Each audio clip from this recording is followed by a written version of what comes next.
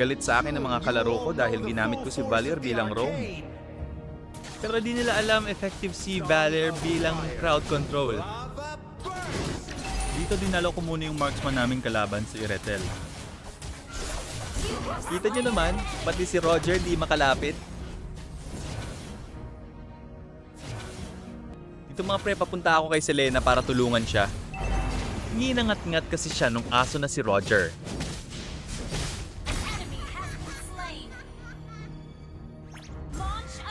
Nagtatago ako dito sa damo dahil magkaka-clash. Inaantay ko muna makalagpas yung aso bago ako lumabas. O diba di sila makagalaw?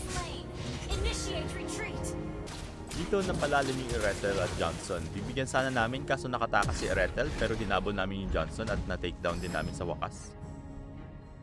Hirap na hirap yung Johnson sa pagtakas. Laki ng kagustuhan niyang tumakbo pero sinusunog siya ng skills ng Valier at Sun.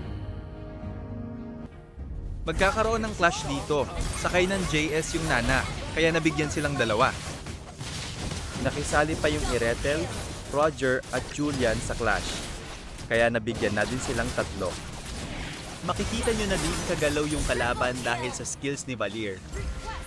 Samahan mo pa ng pana ni Selena. Paano pa sila makakagalaw niyan? Sa mga punto nga nato sumisegway na yung mga kalaban.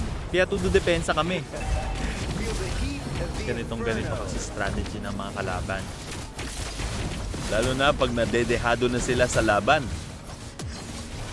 Sumisegway para makapagbasag ng tore. At dahil doon, focus ulit kami sa pagpupush ng mga tore ng kalaban. Pero umiepal pa yung Roger, kaya binigyan na din namin. Biglang rumaragasa yung JS sa yung Nana. Bibigyan sana namin yung dalawa. Kaso nakapag-ultimate yung Nana at napatay niya pa yung MM namin. Sabay takas yung Nana na parang nothing happened. Saklap. Pero di namin tinigilan yung JSS para iganti si Hanabi. Sinubukan pa nga ako i-takedown ng Julian, buti nakapag-flicker out ako. Dito mapapatay nung Nana yung Sun namin, pero mapapatay din nung MM namin yung Iretel nila. Sa punto nga nato, magkakaroon ng matinding clash dito. Mapapatay ng Julian yung Cyclops namin. Mapapatay din nung Sun namin yung Julian at Roger nila. Pero mapapatay din ng Iretel yung Sun at Selena namin. Matakas na ako dito, pero hinahabol pa din ako ng Iretel. Gumugusto pa ata kaya binigwasan ko na. Dito nga sumisegway na naman sila at nabasag yung tore namin sa pop. Kaya binigyan ko yung Julian. At hinabol namin yung Jace at Roger para di makauwi. Kasi nakikita namin yung Sun sumisegway papuntang base nila. Kaya ayun, panalo na nga ni.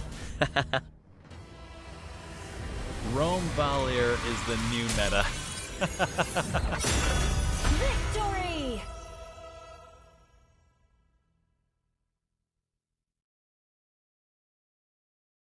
Maybe nga ni.